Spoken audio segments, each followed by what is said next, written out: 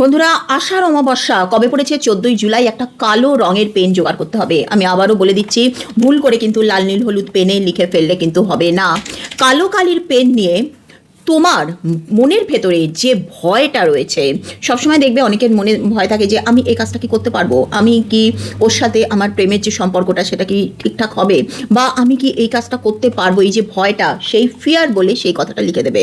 তারপর টেনশন, তোমার ভেতরে যে টেনশন থাকে কোনো একটা জিনিস নিয়ে, দেখবে সেই টেনশনটা লিখবে যে আমার হাজব্যান্ড কি সুস্থ হয়ে যাবে, বা আমার মেয়েকে কি বিয়ে দিতে পারবো এই বছরের মধ্যে, লাইক দ্যাট, সেটা লিখে দেবে। এবং মানি, আমি জানি ম্যাক্সিমাম লোকের অর্থনৈতিক কষ্টের মধ্যে দিয়ে যাচ্ছে, মানি, সেই জিনিসটাকে লিখবে কাগজের মধ্যে। তোমার এই তিনটে জিনিস লেখার পর যেটা তোমাকে করতে হবে, যেহেতু অমাবস্যা ক্লিনজিং করার, আমাদের যা কিছু নেগেটিভিটি সেগুলোকে বের করার দিন, সুতরাং যে কোনো একটা জিনিস, যেমন কেউ যদি তোমরা মদ্যপান করার যদি নেশার থাকে তাহলে নেশা ছাড়তে হবে, সিগারেট ধূমপান করছো সেটা ছাড়তে হবে, কেউ তামাকু খাচ্ছ সেটা প্রচণ্ড রাগ হয়, কথায় কথায় একদম ঠুকে কথা, সেটা ছাড়তে হবে। বা অনেকে দেখবে মুখে খুব মানে বাজে কথা বলে, ঠুকে একটা প্রবণতা থাকে, সেটা ছাড়তে হবে। কিছু একটা অমূল্য জিনিস খারাপ তোমার জীবনে যেটা যেটা তুমি মনে করছো সেটাকে ছাড়তে হবে।